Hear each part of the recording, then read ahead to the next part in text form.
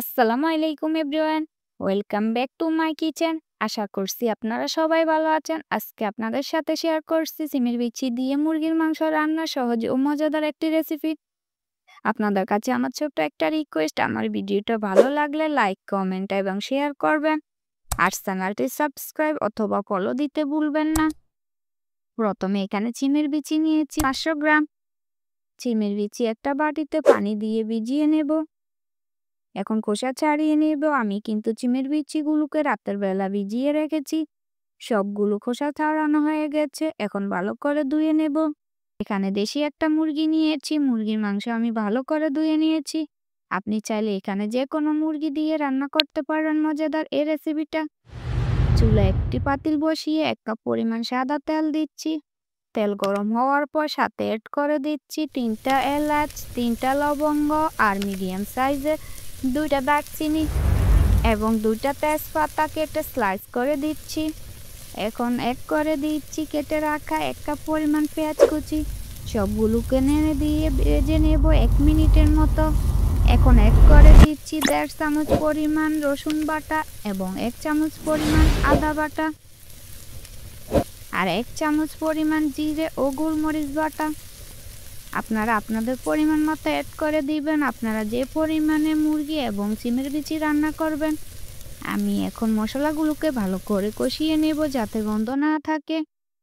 কষানো শেষ। এখন অ্যাড করে দিচ্ছি 1 চামচ হলুদ গুঁড়া এবং 1 চামচ মরিচ গুঁড়া। জাল আমি বেশি দেব না, আমার বাচ্চা জাল বেশি পছন্দ করে না। আপনারা যে পরিমাণে ঝাল খেতে চান সেই পরিমাণে ঝাল বাড়িয়ে অথবা কমিয়ে নেবেন। এখন নেড়ে দিয়ে অ্যাড করে দিচ্ছি সামান্য পরিমাণ পানি। পানি দিয়ে মশলাগুলোকে কষিয়ে নেব। এই যে দেখেন মশলা কষানো শেষ, তেল বেশি উঠেছে। এখন অ্যাড করে দেব ধুয়ে রাখা মুরগির মাংসগুলো। মাংসগুলোকে মশলার সাথে ভালো করে কষিয়ে নিব। মাংসগুলোকে 2 মিনিটের মতো কষিয়ে নিয়ে রেখে দেব। কিছুক্ষণ পর পর ঢাকনা উঠিয়ে নেড়ে দিতে হবে যাতে পাতিলে লেগে না যায়। দেখেন মাংসগুলোতে সুন্দর একটা কালার এসেছে। এখন পানি অ্যাড করে দেব যাতে মাংসগুলো ভালোভাবে সিদ্ধ হয়ে যায়। পানি দিয়ে 10 মিনিটের মতো রান্না করে নিলাম। মাংস সিদ্ধ হয়ে গেছে প্রায়। এখন অ্যাড করে দেব সিমের বিচিগুলো। সিমের বিচিগুলোকে ভালো করে কষিয়ে নেব। কষানো শেষ। এখন পানি অ্যাড করে দেব। পানির পরিমাণ বেশি দিতে হবে না যেহেতু মাংস আগের থেকে সিদ্ধ করে রেখেছি ভালো করে। আর সিমের বিচি সিদ্ধ হতে বেশি সময় লাগে না। এই যে রান্না প্রায় শেষের দিকে। এখন অ্যাড করে দেব একটা টমেটো।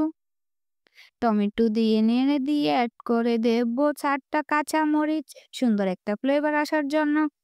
এই যে রান্না শেষ হয়ে গেছে। এখন ধনিয়া পাতা অ্যাড করে দেব।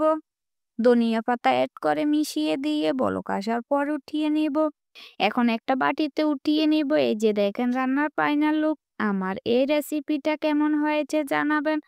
আর আমার ভিডিওটা ভালো লাগলে লাইক, কমেন্ট এবং শেয়ার করবেন। আর চ্যানেলটি সাবস্ক্রাইব অথবা ফলো দিতে ভুলবেন না। ধন্যবাদ সবাইকে।